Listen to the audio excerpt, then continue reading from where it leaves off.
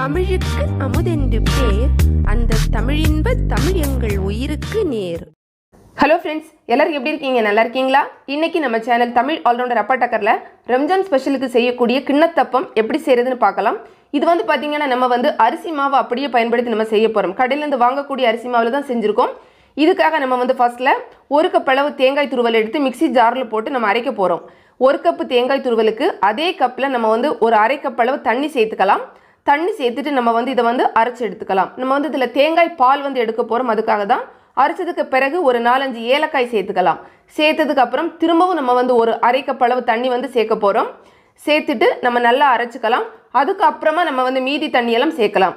இந்த தண்ணி அளவு பார்த்திங்கன்னா ஓவரால் 1 கப்பு தேங்காய் துருவல் எடுத்தோம் அப்படின்னா நம்ம 3 கப் அளவு தண்ணி எடுத்துக்கலாம். அது கரெக்டாக இருக்கும். ஸோ ஃபஸ்ட்லேயே 1 கப்பு சேர்த்துட்டோம். இப்போ அரைச்சதுக்கு பிறகு நம்ம 2 கப்பு தண்ணி சேர்க்கலாம். ஸோ ஓவரால் பார்த்திங்கன்னா நமக்கு கரெக்டாக 3 கப்பு தண்ணி நம்ம சேர்த்துருக்கோம். இதுதான் அந்த அளவு. எந்த கப்பில் நீங்கள் எடுக்கிறீங்களோ அதே கப்பு ஃபுல்லாக மெஷர்மெண்ட்டுக்கு எடுத்துக்கோங்க. இப்போ இது நல்லா கலந்துக்கோங்க. கலந்ததுக்கு அப்புறமா நம்ம ஒரு வடிகட்டி பயன்படுத்தி இதை ஃபில்டர் பண்ணி எடுத்துக்கலாம். இப்போ பார்த்திங்கன்னா தேங்காய் பால் நமக்கு தனியாக கிடச்சிடுச்சு. இது அப்படியே இருக்கட்டும். இன்னொரு மிக்சி ஜாரில் 1 கப் அளவு அரிசி மாவு எடுத்துக்கோங்க. இது கடையிலேருந்து வாங்கின அந்த ரெடிமேட் அரிசி மாவு தான் நான் எடுத்திருக்கேன். இது நம்ம போட்டுக்கலாம்.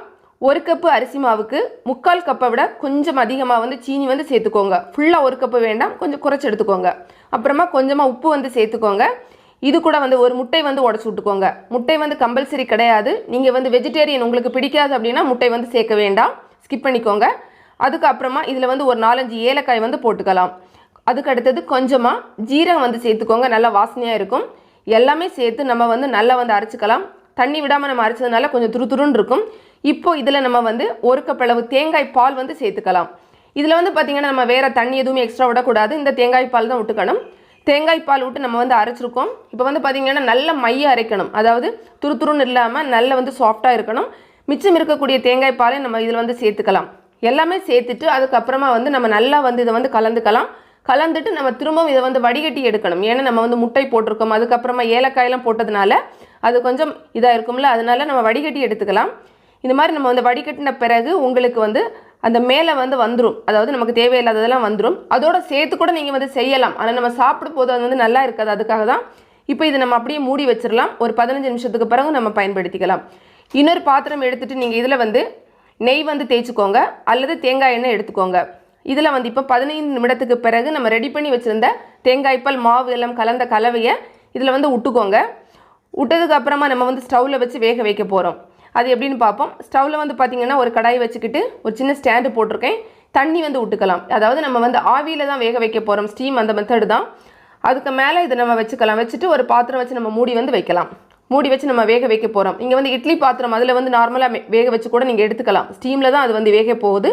கொஞ்சமாக கலந்துட்டு அதுக்கப்புறமா நம்ம அதை மூடி வைக்கலாம். இது அப்படியே இருந்து வேகட்டும். இதில் பார்த்திங்கன்னா நம்ம இடையில கொஞ்சம் ட்ரை பண்ணி பார்க்கணும். அதாவது ஓப்பன் பண்ணி பார்க்கணும், செக் பண்ணணும். எதுக்காகனா தண்ணி ஒருவேளை வற்றி போயிருக்கும். தண்ணி குறைஞ்சிருந்து அப்படின்னா கொஞ்சம் தண்ணி எக்ஸ்ட்ராவாக சேர்த்துக்கோங்க. இல்லைனா நீங்கள் ஸ்டார்டிங்லேயே கொஞ்சம் தண்ணி அதிகமாக வச்சுக்கணும். இப்போ நம்ம திரும்பவும் அதை மூடி வச்சு வேக வைக்கலாம். இது பார்த்திங்கன்னா ஒரு 1/2 மணி நேரத்துக்கு மேலேயே ஆகும். அதாவது நீங்கள் வைக்கக்கூடிய பாத்திரத்தை பொறுத்து. ஒருவேளை இட்லி குக்கர் அது மாதிரிலாம் வச்சிங்கன்னா கொஞ்சம் சீக்கிரமாக கூட ரெடி ஆகலாம். எனக்கு 35 மினிட்ஸ் 35 நிமிடங்கள் ஆயிருக்கு. இப்போ பார்த்திங்கன்னா நம்ம ஒரு கத்தி வச்சு குத்தி பார்க்கலாம். அதில் அவ்வளோவா ஒட்டாமல் வரணும். அதுதான் கரெக்டாக இருக்கும்.